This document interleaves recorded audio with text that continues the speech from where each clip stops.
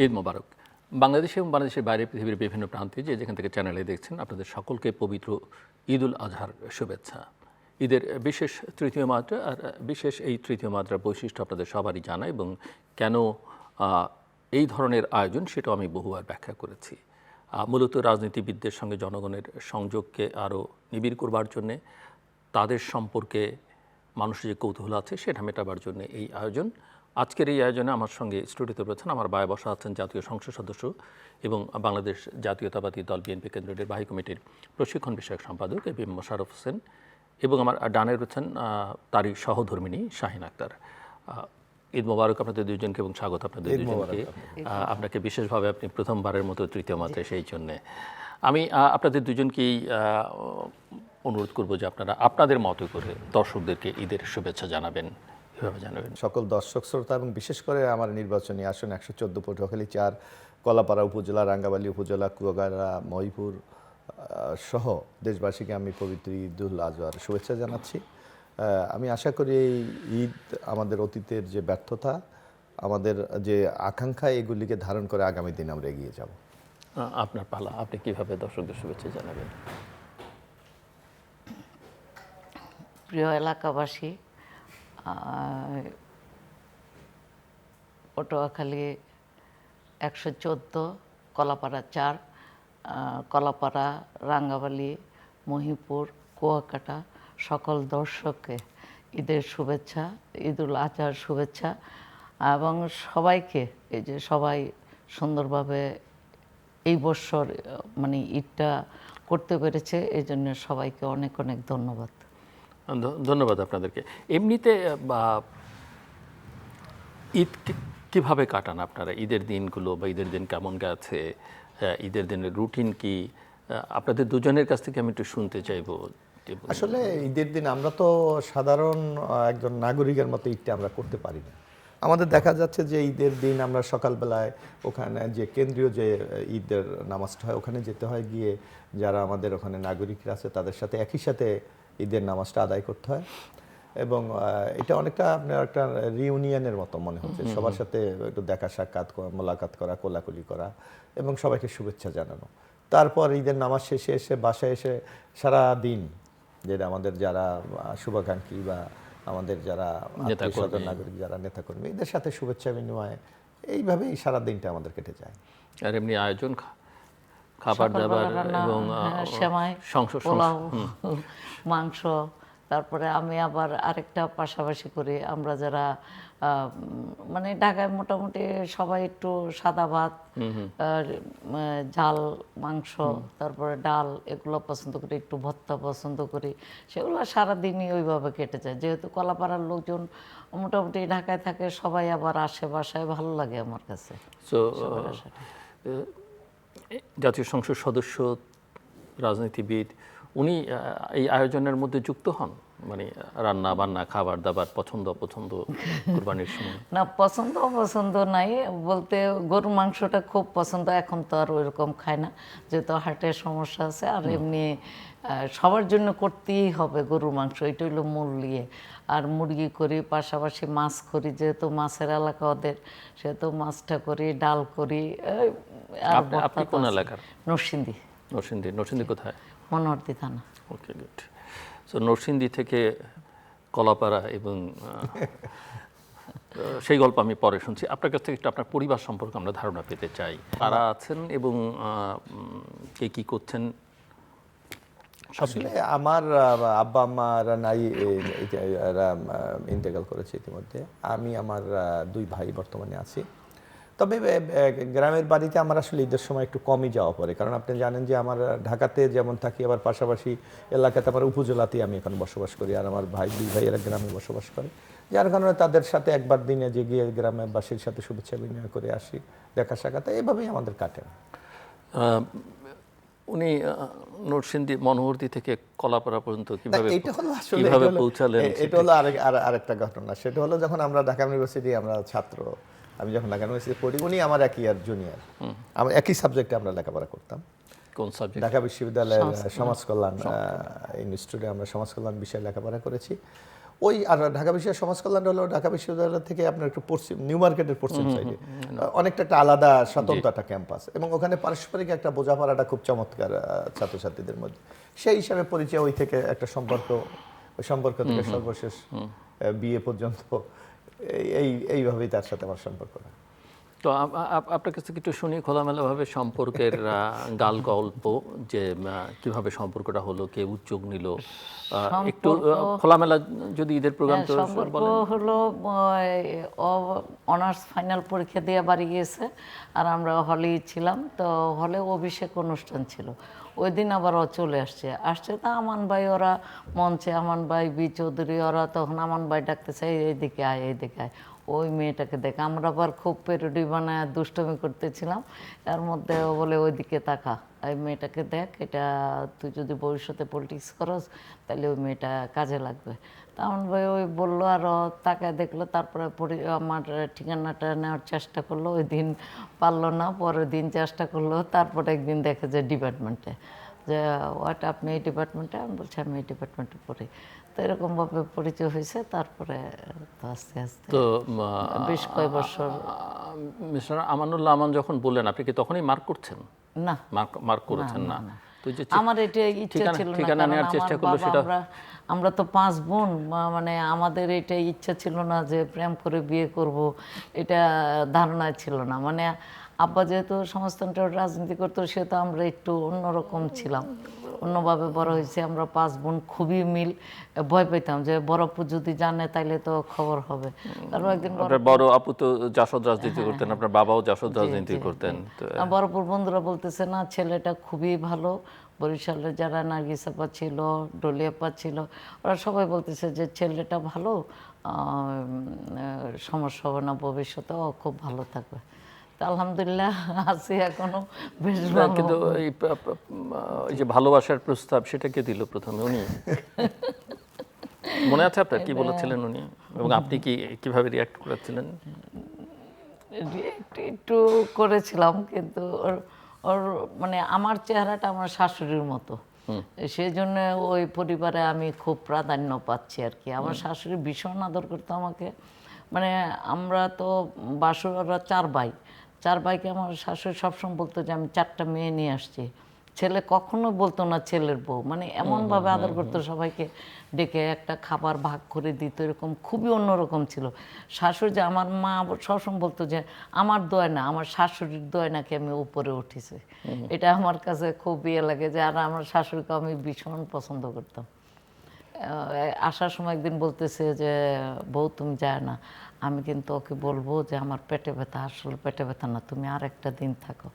তো আমি বলতেছি মা আমার তো অফিস আছে, চাকরি করতে হবে, যেতে হবে, মানে এরকম একটা সম্পর্ক। আপনি কোথায় কাজ করছেন? হ্যাঁ, আপনার অফিস? ঢাকা ইউনিভার্সিটি। ঢাকা ইউনিভার্সিটিতে শুনেন, ডেপুটি লাইব্রেরিয়ান। সো আপনি ওই স্টোরিটা আপনি একটু সংযোজন বিয়োজন থাকলে। একটু খুব একটা নাটকীয় একটা ঘটনা আছে। আমাদের সাথে একটা সম্পর্ক এর মধ্যে আপনার মনে আছে যে 1996 সালের 12ই জুন মনে একটা নির্বাচন হয়েছিল। তখন আমি ঢাকা বিশ্ববিদ্যালয় শাখা জাতীয়তাবাদী ছাত্র দলের সভাপতি। তো ওই নির্বাচনে বিএনপি হেরে গেল, আওয়ামী লীগ ক্ষমতায় আসলো। তখন আমি ছাত্রদল ইউনিভার্সিটি শাখার সভাপতি। আমাদের ক্যাম্পাসে ব্যাপক ঝামেলা শুরু হয়ে গেল। 96 সালে 15ই ফেব্রুয়ারি নির্বাচন, না, এটা 12 জুন হয়েছে, শেখ হাসিনা ফার্স্ট টাইম ক্ষমতায় গেলেন। আমাদের একটার পর একটা হল চলে যাচ্ছে, মানে ছাত্রলীগ দখল করে নিয়ে যাচ্ছে। প্রথম দখল করে নিল শহীদুল্লাহ আল ফজলুল্লাহ হল। তখন আমি দায়িত্বে, খুব কষ্ট ছিল আমাদুদ্দিন স্যার, বিসি স্যার, এবং আপনার মনে হয় তখন একটা ঘটনা ঘটেছিল বাংলাদেশের ইতিহাসে সবচেয়ে যেটা আলোচিত। একই সাথে এই ঘটনার প্রতিবাদে, এই যে হলগুলি দখল হয়ে যাচ্ছে, ক্যাম্পাসে মারামারি হচ্ছে, ভিসি, প্রক্টর এবং 9 পূর্বশ সহ একটা বিরাট প্রশাসনের অংশ পদত্যাগ করেছিলেন আমাদুদ্দিন স্যার সহ, যেটা ব্যাপকভাবে আলোচিত হয়েছিল। তো তখনই দল ক্ষমতার বাইরে চলে গেল, ক্যাম্পাসে ব্যাপক অত্যাচার নির্যাতন শুরু হচ্ছে। তখন খুব আমি টেনশনে, তাই আমাদুদ্দিন স্যার একদিন আমাকে ডাকলেন, ডেকে বললেন যে কী ব্যাপার, তোমাকে খুব বিমর্ষ মনে হচ্ছে। তাই বললাম স্যার আসলে তো রাজনীতি করি, সমস্যা হবে, জেলে যাব, মামলা খাবো, এটা স্বাভাবিক, এটা নিয়ে তো কোনো আপত্তি নাই, কিন্তু আমার একটা জায়গায় একটা কমিটমেন্ট আছে, এটা নিয়ে আমি খুব একটা টেনশন। তাই আমার বলে কি বলো তুমি। আমি বললাম যে এরকম, এর কথা বললাম যে তার সাথে একটা সম্পর্ক আছে, কিন্তু এখন তো আমরা খুব প্রবলেমে চলে। উনি আমাকে সরাসরি বললেন তুমি কোনো কথা নেই, তুমি বিয়ে করো। আমি বললাম স্যার আপনি এটা কি বলেন, আমি বিয়ে করবো? কোনো কথা নেই। আমি বললাম যে এটা এবং আমার সাথে এমাজউদ্দিন স্যার, আমি ইউনিভার্সিটির প্রেসিডেন্ট দিয়েছি, খুব চমৎকারভাবে আমরা তখন কাজ করছিলাম ক্যাম্পাসে। আমার সাথে আমার সেক্রেটারি ছিল মনির করে, মারা গেছে কিছুদিন বছর খানি আগে। আমরা দুজন, তো স্যার আমাকে, আমি বললাম এটা স্যার কীভাবে সম্ভব? বললো না তোমাকে বিয়ে করতেই হবে। তো যাক, এর মধ্যেই মানে খুব গোপনে আমি বিয়ে করলাম। তখন এমাজউদ্দিন স্যার আমাকে একদিন বললো হঠাৎ করে, এর মধ্যে কিন্তু ক্যাম্পাসে খুব বাজে অবস্থা চলতেছে, যে এইভাবে ওকে একটু আমার সাথে দেখা করতে বলো, আমাকে বললো। তাই আমি বললাম কী জন্য? কয় বলো। তো একে দেখা করে আমি বললাম তোমাকে এমাজউদ্দিন স্যার দেখা করতে বলছো, করে দেখা করলো। দেখা করে আমাকে বললো যে উনি বলতেছে যে ইউনিভার্সিটিতে জয়েন করার জন্য। তাই বললাম কি করবা? দেখি স্যার। এর মধ্যে আমার দিনটা আমার মনে নাই, আমাকে সকালবেলায় স্যারে ডেকে নিলেন তার বাসায়, আর এরশাদুল বাড়ি একজন টিচার, ডিনের অধ্যাপক আইন ছিলেন, যে দেখে এরশাদুল স্যার বসা। তা আমাকে বললো একটা কাজ করো, তুমি আর এরশাদুল বাড়ি বসে আমি একটা কাজ দিছি, এটাকে একটু ফাইনাল করো। তা আমার মনে আছে আমরা সেই 11টায় বসলাম, 3টা সাড়ে 3টা পর্যন্ত আমরা একটা ড্রাফট করলাম, মানে বিশ্ববিদ্যালয়ের সামগ্রিক ঘটনাকে বর্ণনা করি, যে হল চলে যাচ্ছে, মারামারি হচ্ছে, ক্লাস করা যাচ্ছে না, এই ধরনের একটা পরিস্থিতি। তা স্যারের মাননীয় রাষ্ট্রপতির কাছে লিখলেন, যদি এই পরিস্থিতির উন্নতি না হয় তাহলে আমি পদত্যাগ করব। এই কথাটা আমরা একেবারে ড্রাফট করে আমি আর এরশাদুল স্যার 3টার দিকে আমার মনে আছে উঠে চলে আসছি আমরা।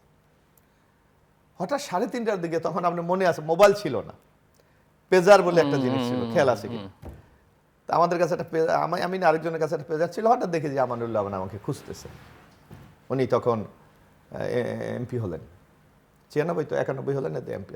তা আমাকে বললো যে দ্রুত এমাজউদ্দিন স্যার তোমাকে খুঁজছে। এটা মনে হয়তো 4টা 4:30টার দিকে হবে, একই দিনে। তা আমি এর মধ্যে আপনার টিভিতে দেখা যাচ্ছে যে এমাজউদ্দিন স্যার রাষ্ট্রপতির কাছে একটা খোলা চিঠি লিখেছে, বলেছে যদি এই সংকট সমাধান না হয় তাহলে আমি পদত্যাগ করব। আমি দেখে আমি তো গেলাম, স্যার কি ব্যাপার আপনার সাথে? আমরা তো আপনি পদত্যাগ করবেন বলছেন, কিন্তু টাইম বলে দিচ্ছি এটা এই কটার মধ্যে পদত্যাগ। তখন উনি আমাকে বললেন তুমি ওইটা রাখো, কি হবে আমার সেটা, তুমি ওকে তাড়াতাড়ি আমার কাছে পাঠাও। এবং আমার একটা খুব স্মৃতি যে তার পদত্যাগ করার আগে শেষ সিগনেচার রেখে চাকরিতে জয়েন করার ব্যবস্থা করলেন। এরপরেই এই আমরা আমি আপনার কথা থেকে দুটো, একটা হচ্ছে আপনি সরাসরি বিয়েতে গেছেন, বিয়ের আগের পর্বটা আপনি কিছুই বলেননি, যেটা উনি বলেছেন, আমি বলেছেন যে সেখানে সংযোজন বিয়োজন আছে কিনা। আর সেকেন্ড হচ্ছে যে আপনি বলছেন যে গোপনেই বিয়ে করলেন। এই গোপনেই বিয়েটা মানে না, গোপনের বিয়ে করাটা তখন আমাদের জাতীয়তাবাদী ছাত্র দলে একটা নিয়ে, তখন আমি সম্ভাব্য ছাত্র দলের একটা, আমি ইউনিভার্সিটি প্রেসিডেন্ট, এরপর তো কেন্দ্রীয় রাজনীতিতে যাব। তখন আমাদের মধ্যে ছিল যে বিয়ে অবস্থায় রাজনৈতিক দলের নেতৃত্বে যাওয়া যাবে না। ওকে। তবে বিয়েটা হলো কেউ জানে না, আমি আমার হয়তো 4-5 জন বন্ধু এদের বাড়িতে গেছি, বিয়ে করে আমরা 2 ফ্যামিলি জানতো, 2 ফ্যামিলি শুধু জানতো আর কি, এবং বলা ছিল যে কেউ যেন এটা প্রকাশ না করে।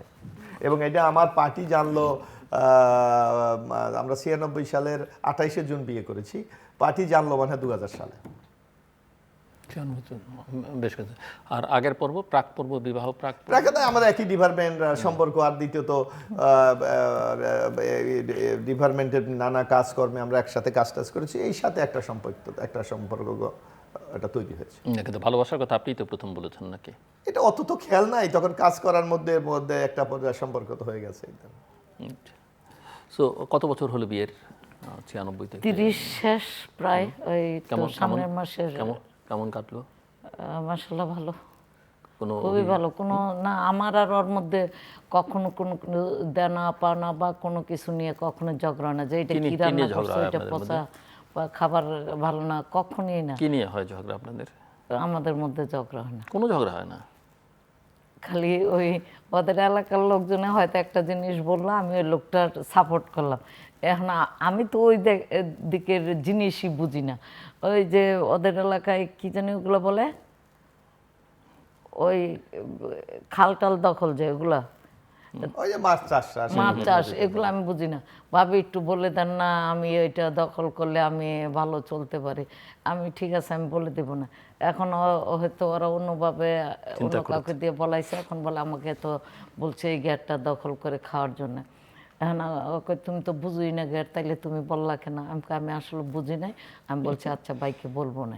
তো এটা নিয়ে একটু হয় আপনি আমাদের মধ্যে। আমি চাই যে বেসিক্যালি আমি চাই যে আমাদের রাজনীতিটা, যেমন আমার রাজনীতির সাথে আমার পরিবার কোনোভাবে সম্পৃক্ত হতো না। আমার একটা থিম আছে, আমি জানি না এটা প্রচলিত রাজনীতি কতটুকু অ্যাকসেপ্টেবল আমি জানি না। সেটা হলো আমি ধরেন ওখানে নেতৃত্ব দিচ্ছি, আমি পরিচয় করি, আমার ফ্যামিলির সবাই রাজনীতিতে যুক্ত হবে, তাদেরকে সবাই নেতা মানবে, এইটা আমি বিশ্বাস করি।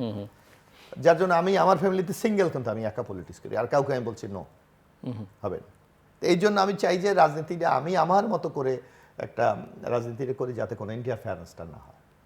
আচ্ছা, এই থিওরিটা আমি মেনটেন করি। জানি না আমি অন্য যারা রাজনীতি করে তারা কতটুকু মেনটেন করে আমি জানি না, কিন্তু আমি এটা মেনটেন করার চেষ্টা করি। তো আপনি ছাত্র দল করে বিএনপি করে জাসদ পরিবারে ঢুকলেন, এখানে পলিটিক্যাল আলোচনা আন্ডারস্ট্যান্ডিং না, এইটা আসলে কি এরা ওই মানে তখন আপনি যেমন এখন জাসদের তো ওই অবস্থাটা তখন ছিল না, এরা ওই নামে মাত্র এর বড় বোন করতে এই হিসাবে এদেরকে মানুষ হয়তো ট্রিট করতো যে ওই দ্বারা, কিন্তু বেসিক্যালি তারা ওই ধরনের কোনো অ্যাক্টিভিটিসে সম্পৃক্ত ছিল সো আপনার কোনো হয়নি যে একটা মানে উনি তো তখন বলেছেন নিশ্চয়ই যে উনি পলিটিক্সই করবেন, পলিটিক্যাল ক্যারিয়ার। পলিটিক্স করে বা যে কোনো পলিটিক্স করুক, তার মনটা তো অনেক বড়। কে বলতেন? আমার বাবা। আচ্ছা আচ্ছা। সেই জন্য কোনো দ্বিমত ছিল না যে আমি বিএনপির কাছে বিয়ে দিব, মানে এটা একটা ছিল না বাবার। বাবা জানতো যে ছেলে খুব ভালো, সেই কারণে বাবার কোনো দ্বিমত ছিল না। আপনার বাবা জানতেন ছেলে ভালো, আপনিও জানেন ছেলে এখনো ভালো আছে। এখনো ভালো, এখনো ভালো, আর ভবিষ্যতে তো আর। মানে এটা কি আপনি এই টেলিভিশন ক্যামেরার সামনে বলছেন? না না না, বাস্তবে বাস্তবে আমার ঘরে একটা পুরুষ আছে, এটা কখনো চিন্তা করতে পারবো না। শুধু কোনো আকাম করলে, মানে ওই দেশে যদি কেউ কোনো একটা অন্যায় করে তখন দমকায়, তখন বোঝা যায় যে ঘরে আছে, এত চিল্লায়। আর তাছাড়া কোনো চিল্লানি, মেয়ে আছে ঘরের ভিতরে কোনো শব্দ নাই, ও আছে ঘরের ভিতরে কোনো শব্দ নাই, ঝগড়াঝাটি তো নাই। না, আমাদের একটু কি ব্যাপারটা হলো ধরেন রাজনীতিবিদদের, আমি জানি না এটা আর হয় না, মূলত কারণ আছে, বাজার তো করে না, বাজার আমি করি, আবার আমি এটা কিন্তু একটা খুব নিউ কনসেপ্ট। আমি আজ পর্যন্ত বিয়ের 30 বছর, আমি কিন্তু আজ পর্যন্ত কোনোদিন আমি বাজারে যাইনি। বাজারের দায়িত্ব তার উপর। আপনি যেটা বলতে চাইছিলেন, যেটা আমার মনে হচ্ছে এটা হলো যে আমি মনে করি ব্যক্তিগত যে একটা মানুষের কতটুকু প্রয়োজন।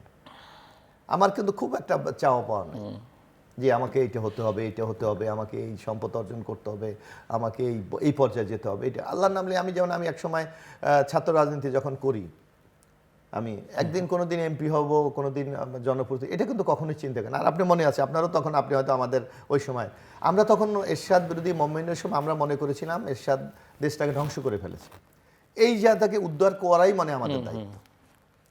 আমরা এই যে দলের নেতা হব, এমপি হব, দলের দেশ পরিচালনা করব, এই ধরনের ইচ্ছা কিন্তু কখনোই ছিল না। পরিস্থিতি এই পর্যায়ে নিয়ে এসেছে। এইটাই আমার মনে হয় যে এই যে একটা সুস্থ পরিবেশের একটা মূল নিয়ামক শক্তি বলে আমার কাছে মনে হয়। আচ্ছা, আমি আপনাকে একটু সাহস করে ওনার সম্পর্কে কিছু কথা শুনছি। মানে ওনার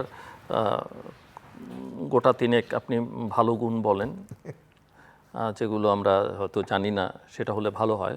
আর গোটা তিনেক দোষের কথা বলেন, যেটা জানি না। এবং আপনি, আমার মনে হয় যেহেতু কখনোই উনি উচ্চস্বরে কথা বলেন না, আপনি বললেও আর বাড়িতে গিয়ে কিছু বলবে টলবে না। যেমন ভালো দিক হলো সে অপচয় পছন্দ করে না, তারপরে কোনো কিছু নষ্ট করা পছন্দ করে না, মানে অপচয়টাই। তারপরে ধরেন আমরা অতিরিক্ত, যেমন আমিও না, আমার মেয়েও না, আপনি চিন্তাও করতে পারবেন না আমাদের তিনজনের মধ্যে যে আমরা ঈদের ড্রেস নিব, এতগুলা কাপড় নিব, এটা কখনোই হয় না, এটা করি না। কারণ কেন করব, এই আছে থাকে, এটাই চলে যাবে। যে নতুন একটা লাগবে, অফিসে পরবো বা বাইরে পরবো, ঘোরাটা ওইরকম হয় না। কারণ হচ্ছে ধরুন একটা লোক কলাপাড়া থেকে আসতে 2 থেকে 3 হাজার টাকা লাগে। একটা লোক এসে আমাকে বাসায় পাবে না, বা ওকে পাবে না, ওকে না পাক, কিন্তু আমার সাথে 2টা কথা বলতে পারছে, এটা হলো ওদের জন্য বিশাল ব্যাপার। যে ভাবির সাথে কথা বলছে, ভাবি হলো মহৎ কিছু, মানে নেতা নাই তাতে কিছু নাই। এটার জন্য মানে আমি বাসায় থাকি, আমার ওইরকম কোনো আমার সন্তানের এবং ওর এইসব চাহিদা নাই, এটাকে বড় মনে করি। আর হইল যে খাওয়া দাওয়ার ব্যাপারে, ধরেন আজকে বাজার ওইরকম করলাম না, কোথাও আমার অফিসে কোনো মিটিং বা কোনো চাপ ছিল, সেই কারণে হয়তো ডিম, আলু ভর্তা, ডাল এইটুকু হইলো, ওকে আরও ভালো, এটা আরো ভালো হইলো। এটা নিয়ে কখনো কোনো দিন খাবার নিয়ে বিরক্ত করে নাই, এটা হলো বড়। আর দোষের দিক 30 বছরে কিছু পাওয়া 30 গেল? বছরের দোষটা আসলে খুঁজে পাই না। দোষটা বলতে ওই মেয়ের কথা হইলো যে জোরে কথা বলে মধ্যে মধ্যে, এটা হইলো। আর দোষটা ওইরকম নাই তার মতো।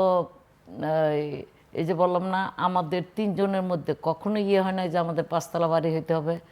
ঢাকা শহর বিশাল রাজ্য থাকবে, আবার গাড়ি থাকবে। যেমন একটা গাড়ি আছে, আরেকটা গাড়ি একটু ডিস্টার্ব দিছে, বিক্রি করে দিছে। এটা আমাদের মধ্যে যে জলুস থাকতে হবে, একটা মেয়ের থাকতে হবে, একটা বাবার থাকতে হবে, এটা আমরা পছন্দ করি না। যে একটা থাকুক, মেয়েরে নামা দিয়ে ওকে নিয়ে যায়, বা ও কোনো সময় রিক্সায় চলে যায়, যেমন ও বাসে বাড়িতে যায়। এটাকে অনেক অনেক রকম মনে করে বিলাসিতা নাকি দেখানোর জন্য। না, আমরা চাই আমরা জনগণের পাশে বসে যাই, জনগণ বুঝুক যে এমপি হলে টাকা চুরি করতে হবে না, এই খাল খনন করে টাকা চুরি করতে হবে না, বিভিন্ন মাছের গেট থেকে টাকা চুরি করতে হবে না, এটা যেন না হয়। এবং এলাকায় ইতিমধ্যেই 2 মাসে মাননীয় প্রধানমন্ত্রী যে কাজগুলো দিয়েছেন, আমি মানে চিন্তাই করতে পারি নাই যে 17 বছর মন্ত্রী এমপিরা কী করেছে, 2 মাসে যা পাইছে। এই বছর এই ঈদেও মাননীয় প্রধানমন্ত্রী গরিবদেরকে টাকা দিয়েছেন, রোজার ঈদেও দিয়েছেন। এবং রোজার ঈদে যা দামি কাপড়গুলো দিছে সেগুলো মানে খুবই সুন্দর। আমি দেখে তো অবাক যে এত দামি ইন্ডিয়ান কাতান শাড়ি, জর্জেট শাড়ি এগুলো দিয়েছে। যা শাড়িগুলো যদি বিক্রি করে আরও অনেক মানুষকে দিতে পারতো, এই দামি শাড়ি দিয়ে ওরা খালি এভাবে ধরে নিয়ে বসে যেরকম একটা জিনিস পাইলো। আমি একটু যোগ করি এখানে। আমি আসলে ইন্টারেস্টিংলি তো উনি তো ভালো পলিটিক্স করলে উনিও ভালো করবেন আমার না না না, আমি পলিটিক্স বুঝি না। আমরা যে জিনিসটা আসলে আমার এলাকাটা, আপনি তো নিচে গিয়েছেন, গিয়েছি। আমাদের এলাকাটা তো খুবই কিন্তু গরিব একটি এরিয়া, মানুষের খুব একটা বেশি চাহিদা। মানুষটা চায় একটু তো আপনি ভালো একটা ব্যবহার করেন, হ্যাঁ, তাকে একটু সময় দেন। যেটা আমার কাছে আমার কিন্তু গুণ নাই। ধরেন আমি মানুষটা কালো, কিন্তু ওইরকম আমি চেহারা টেহারা ভালো না, আসলো বসেন ভাই, ভাই এটা খাওয়াচ্ছে, কি খুশি। মানে ওদের হাতে কিছু দিলাম, ইয়ে করলাম। এটা যেমন ওদের একটা ঢাকাস্থ কলাপাড়া জাতীয়তাবাদী ফোরাম করলাম, ওদেরকে আমি বলছি তোরা যত বাধাই আসুক এটা ভাঙবি না, এটা ওরা ভাঙতেছে না। মানে ওরা আমাদেরকে, যেমন ও জেলে গেল, ওরা এসে ভাবি কোনো সমস্যা না, তোরা এই জায়গায় যাইতে হবে, হ্যাঁ কালকে আসিস, এই জায়গায় যাইতে হবে। মানে এই যে ওরাও আমাকে যে সাপোর্টটা দেয়, এই সাপোর্টটা কিন্তু বিশাল ব্যাপার। ওরা আসলো, আমি ওদেরকে বললাম তুই তাকারি কথা বললাম, আবার গ্রামের এদের ঠিকই আপনি করে বললাম, বসাইলাম। সেদিন এক লোক আসছে অফিসে, তার বাবার লাশ নিয়ে যাইতে পারতেছে না, ও জানেও না, অত আজারবাইজান। তো এইখানে নিচে বসতেছে অফিসে আমার কাছে। আমি বলছি খবরদার নিচে বসবেন না, চেয়ারে বসেন। বলে চাচি আম্মা আমি কি চেয়ারে বসবো? আমি কই হ্যাঁ। তারপরে সে পানি চাইলো, পানি যে খাইলো ক্ষুধার্ত, মানে লাশটা নিয়ে কিভাবে যাবে। তো আমি যার ভাড়া দিয়ে দিলাম, সে বলে এখন টুল ভাড়া দিয়ে দিতে হবে। আবার টুল গিয়ে ফোন করলাম, ওইখানে আবার নগদে টাকা পে করতে হয়েছে। আচ্ছা তাও আমার ব্যাগে যা ছিল আমি দিয়ে দিছি, নিয়ে গেছে। মানে এইগুলা করা আমার কাছে খুব ভালো লাগে। জি, আপনি বলতে চাইছেন? না, আমি যে আমার এলাকার আমি কৃতজ্ঞতা জানাই, আমি আমার এলাকার জনগণের প্রতি নাগরিক, তাদের খুব একটা বেশি চাহিদা খুব আপনাকে অনেক অন্য জায়গা, কারণ আমাদের এলাকাতে অত প্রাচুর্যটা না, তারা খেয়ে পরে বাঁচতে চায়, শান্তিতে বসবাস করতে চায়। এইটা আমি ইনশাল্লাহ এই জিনিসটাকে ইনশিওর করার আমি চেষ্টা করি। আপনি যে কোনো জায়গায় আপনি দেখবেন, আপনার তো বহু অভিজ্ঞতা এবং নানা রাজনৈতিক লোকদের সাথে, যে সরকারি দলের একটা কিন্তু উত্তাপ থাকে, একটা গরম থাকে সবচেয়ে, যে এই সরকারি দল মানে একটা। আপনি যদি ইনশাল্লাহ খোঁজ নিয়ে দেখেন যে আমার নির্বাচনী আসনে ওখানে কারা ক্ষমতা, এটা বোঝার মতো মনে হয় জনগণ সেইটা বুঝতে পারে না, কারণ এমন একটা নিরিবিলি পরিবেশ আমরা আছি। আমরা মনে করি বিএনপি এখন রাষ্ট্রীয় দায়িত্ব পাচ্ছি, এটা হলো আমার মনে হয় এটা আমাদের দায়িত্ব, নট ক্ষমতা। এবং আমি মনে করি আমাদের যারা স্থানীয় নেতারা আছে, যারা আমাদের কর্মী সমর্থকরা আছে, এরাও আমাদেরকে মানে প্রচণ্ডভাবে সহযোগিতা করে। আপনার মেয়ের কথা শোনা হয়নি, মেয়ের বয়স, নাম? মেয়ে ও ইউনিভার্সিটিতে পড়ে, ব্র্যাক ইউনিভার্সিটিতে অনার্স লাস্ট সেমিস্টার পরীক্ষা দিচ্ছে, কিন্তু ও হলো রাজনীতি বিমুখ একটা মানুষ। কি নাম? ওটা হলো আনিকা তাসনিম মৌলিক। এবং সে খুব রাজনীতিকে খুব একটা পছন্দ করে না, এবং সে তবে এইটুক বোঝে যে এখন একটু বোঝা ধরছে, আগে অত বোঝে নেই। আগে আমার সাথে অনেক তোমার বাসায় এত লোক আসে, এই আসে, সে আমার ডিস্টার্ব হয়, এগুলি ইদানিং একটু সে বুঝতে পারছে যে মানুষ প্রবলেম ফেস করে, এর জন্য আসে। এই একটা জিনিস আছে। এবং তার ব্যক্তিগতভাবে সেও খুব শান্তপ্রিয় মানুষ, খুব অত বেশি তার কোনো চাহিদা নয়, ডিমান্ডও নাই, কোনো ঝামেলা। অনেক আছে না, অনেক ছেলেমেয়ের খুব বহু আবদার থাকে, বহু শখ থাকে, এইটাও নাই। সে যা আছে তার এটা নিয়ে এসেছে, মানে অর্থাৎ আমাদের লাইফটা তো সে দেখছে ছোটবেলা থেকে। এর মধ্যে তার মধ্যে ওইরকম একটা স্পিরিট তার মধ্যে কাজ করে যে না, মানুষ তো এইভাবে চলতে হয়। অনেকে খেতে, অনেকে আসে দেখে, সে এসে বলে যে আমার এই প্রবলেম, এই প্রবলেম, এই প্রবলেম। তো এইটা সে এখন রিয়েলাইজ করতে পারতেছে যে মানুষের অনেক সমস্যা আছে।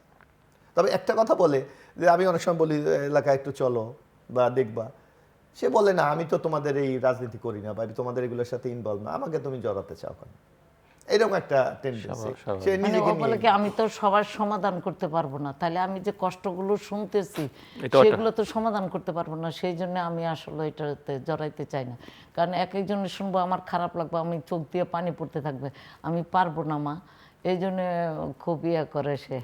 সে যখন এতটুকু ছোট তখন একটা লোকের ট্রেনে হাত পা কাটা পড়ছিল, সেই সময় সেই লোকটা এখনো আসে আমাদের বাসায়, 8,000 টাকা দিছে। এবং আমাদের এক টিচারের ছেলের ব্রেন টিউমার হয়েছিল, তাকে সে 10,000 টাকা দিছে। মানে সে বুঝতেছে এই যে মানুষের সাথে যে একটা মানুষের যে প্রবলেম আছে এটা সে রিয়েলাইজ করে। কিন্তু সে পলিটিক্যাল যেগুলি সে মনে করে যে একটা ওই আমাকে মাঝে আজকালকার মাঝে বাচ্চারা খুব একটা আমাকে মাঝে, আর আজকালকার বাচ্চারা কিন্তু খুব রিয়াক্ট করে। এবং আমাকে মাঝে মাঝে সে বলে তোমার ওই লোকটা আসছে না, ওই লোকটা খারাপ লোক, ওই লোকটা কি যেন চায় তোমার কাছে, খবরদার ওই লোকের কিছু করবা না। মানে এই যে আসলে আজকাল এই নতুন প্রজন্মকে বোঝা কিন্তু আমার মনে হচ্ছে এদের আরেকটা আমাদের জন্য বিরাট চ্যালেঞ্জ। এদের কিন্তু চিন্তা চেতনা ধ্যান কিন্তু আলাদা। তো আপনাদের অবসর কাটে কিভাবে, মানে অবসর বলতে তো আসলে আমাদের তো সময় তো নাই আপনি বোঝেন। ওইরকম। রাজনীতি নিয়ে এত ব্যস্ত থাকতে অবসর এটুকু কাটে। যেমন এলাকায় যদি আমরা থাকি, আমার এলাকায় কিন্তু একটা আপনি জানেন পর্যটন এরিয়া, হয়তো আমরা একটু তো সন্ধ্যার পর একটু সময় পেলাম, একটু কুয়াকাটাতে গেলাম, একটু ঘুরে আসলাম, সময় পেলাম একটু আরেক জায়গায় গেলাম, এইরকম মাঝে মাঝে এলাকায় হয়। আর ঢাকায় তো ওই রকম আসলে সুযোগটা হয় না, যা কিছু যদি কোনো স্পেশাল কোনো প্রোগ্রাম থাকে এগুলিতে আমরা হয়তো অ্যাটেন্ড করি। আর ওইভাবে খুব প্ল্যান ওয়াইজ কিছুতে যাওয়া হয় এরকম হয়। ছবি দেখা, গান শোনা, এটা টিভি, বাইরে যাওয়া, এর বাইরে হয় না। মুভি দেখা। টিভি তো টিভিও কম দেখা, কারণ টিভির রুমটা হলো জনগণের, সেই জন্য টিভি ওরকম দেখা হয় না। সো আপনার ভবিষ্যতে রাজনীতি করবার ইচ্ছা আছে? মানে অলরেডি আমি এত বুঝতেই পারছি যে আপনার পলিটিক্যাল আমি সেন্স বেশ। ওর চেয়ে বেশি মিটিং করতে হয় আমার, আমি তো জনগণের ভাষায় কথা বলি, আমি তো এইভাবে কথা বলি না। আমি ওই যে Quoted. ওদের না দেশে ইলেকশনের সময় সে আবার গিয়ে এলাকায় গিয়ে সে মিটিংগুলি করে, বহু মিটিং সে করে। আমি তো স্ট্রোক করার পরও যে এত পারবো সেটা বুঝতেও পারি নাই যে এত কষ্ট করতে পারবো। এবার অনেক কষ্ট করছি, কিন্তু আল্লাহর রহমতে আরও ফল ভালো হওয়ার কথা ছিল। এমনি 55,000 ভোট বেশি পাইছে, আরও হয়তো লাখখানেক ভোট বেশি পাওয়ার কথা ছিল। সেটা ওটার দলের লোকরা কিছু বেইমান তো একটু করেই, ওটা একটু আছে। আরেকটা হলো কি, আমি যেটা আমার তবে আমি তার প্রতি একটা জায়গায় খুব গ্রেটফুল, যে ধরেন আমার ফ্যামিলি যারা আছে, ধরেন ফ্যামিলি এরা কিন্তু অত অ্যাক্টিভ না। একটু মডার্ন রাজনীতিতে নাই তারা। আমি যখন এই যে আমার মামলা, জেলে যাওয়া, খোঁজখবর নেওয়া, এগুলির ব্যাপারে তার সব তাকে একা স্বার্থ, একদিকে অফিস স্বার্থ হয়, মেয়েকে দেখতে হয়। এবং আমার একটা দুঃখজনক ঘটনা আছে আপনার, যে আমার মেয়ে যখন এসএসসি পরীক্ষা দেয়, প্রথম দিন আমি মনে আছে সে আমি গিয়ে হলে দিয়ে আসলাম, দ্বিতীয় দিনে আমি অ্যারেস্ট হয়ে গেলাম। সে পরীক্ষার হলে আবার সে যখন আবার অনার্সে পড়ে তখন ইন্টারমিডিয়েট পরে না এটা আবার অনার্সে যখন পড়ে তখন আবার ওই যে ব্রাকে ওদের আবার 3 মাসের একটা ওরিয়েন্টেশন কোর্স আছে, ওই সাভারে গিয়ে থাকতে হয়। আমি তো অ্যারেস্ট হয়ে গেছি পার্টি অফিস থেকে, একই সাথে যে 1400 লোক অ্যারেস্ট হলো। একে বারবার জিজ্ঞেস করতেছে যে কি ব্যাপার বাবা আসে না কেন, এটা আমার সাথে দেখা করতে আসে। গাড়ির ভিতরে গিয়ে খুঁজতে, ওর বাবা বলতেছে, ও বলতেছে তোমার আব্বা তো অন্য কাজে ব্যস্ত, এই জন্য আসে। পরে সে বুঝছে আরেকজনের ফেসবুক দেখে যে আমি গ্রেপ্তার। এইরকম কিছু দুঃখজনক ঘটনা আছে। অবশ্য এগুলোর সাথে এখন তো অ্যাডজাস্টমেন্ট হয়ে গেছে। তারপর আমি একবার স্ট্রোক ও করছি। এর আরেকটা ঘটনা, যে আমি একবার তখন ক্যানিগঞ্জ জেলে, তখন আওয়ামী লীগের 2022-এ, তখন এমন একটা অবস্থা যে মির্জা ফখরুল ইসলাম আলমগীর, মির্জা আব্বাস, আমরা সহ একসাথে অ্যারেস্ট হয়েছিলাম সব 13 জন। আমরা একই রুমে থাকতাম, একই বিল্ডিংয়ে, কিন্তু আমাদেরকে 15 দিন পর একদিন দেখা। নর্মাল আমাদের বিল্ডিংয়ের বাইরে যাওয়া নিষেধ আমাদেরকে, তারা বলতেছে সিকিউরিটি। আপনি মনে করেন জেলখানার মধ্যে একটা বিল্ডিং, সেইটার বাইরেও আমাদের যেতে দেয়নি। এর মধ্যে উনি প্রায় যেতেন, আমার ঔষধ, কারণ আমি ডায়াবেটিস, আমাকে ঔষধ দিতে হলো, সকাল থেকে সন্ধ্যা পর্যন্ত বসাই রাখছে, ওনাকে ঔষধ দিতে দেয়নি, জেলার বলছেন দিচ্ছি এই। এর মধ্যে ওখানে বসে উনি স্ট্রোক করলো। এই এই প্রবলেম নিয়ে আমরা ফ্যামিলি এখনও এটা নিয়ে সাফার করতেছি, তারকে এখনও নিয়মিত ডাক্তার দেখাতে হচ্ছে, অনেক সময় অসুস্থ হয়ে যায়। এটাই রাজনীতির কারণে this is the great sacrifice. এই এই এই 30 বছর কখনো মনে হয়েছে যে রাজনীতিটা উনি না করুক? না, কোনো অভিজ্ঞতা, এই যে জেলে গেছেন, এই যে মেয়ের কোনো কষ্ট অভিযোগ? হয়েছে খুব, কিন্তু যেমন গাজীপুরে আমার প্রতিদিন যেতে হয়েছে, মেয়েটাকে অন্য কারো কাছে রেখে গেছি। ফ্যামিলি, সত্যি কথা বলছে যে ফ্যামিলি কেউ হেল্প করে নাই। মানে আমার মেয়েটাকে যে দেখবে, ছোট মেয়ে এসএসসি পরীক্ষা দিয়েছে, একা ঘর থেকে গিয়ে, মানে কেউ দেখবে সেটা না। আর বোনরা তো সবাই সরকারি চাকরি করে, বড় বড়, তারা তো আমার বাসা আশেপাশেও আসে না ভয়ে, চাকরি যদি চলে যায় সেই ভয়ে। তা আম্মা ছিল কয়েকদিন, আম্মাও খুব কান্নাকাটি করতো, আমার কাছে থাকতো। তো আম্মা মারা গেছে 2020-এ। তো ওর ফ্যামিলি আসলে ওই দিকটা কেউই হেল্প করে নাই, আশাও নাই কখনো যে বাসায় থাকি একটু মানসিক শান্তিটা দেই, এটা কখনো কেউ করে নাই। এটা আমি একা করছি, একা সব সময়। যখনই রেস্ট হয়েছে, তো মেয়ে কখনো বাবাকে বলে এই রাজনীতি না করতে, ছেড়ে দিতে? না, সে তার মতো আছে, সে তার মতো এগুলো নিয়ে তার অত শুধু বলে মন্ত্রী হতে পারলাম না, এত কষ্ট করো, এটা নিয়ে একটা দুঃখ আছে। বলে যে বাবা এত কষ্ট করছো তুমি, এত পরিশ্রম করছো তুমি, তো 17 বছর তোমার মতো কষ্ট কেউ করে নাই, এটা বলে। সময় তো আছে, সময় তো হ্যাঁ, না এটা নিয়ে সবেমাত্র শুরু, একটা নতুন পরিবর্তন। সারক এটা ইয়ে করে না।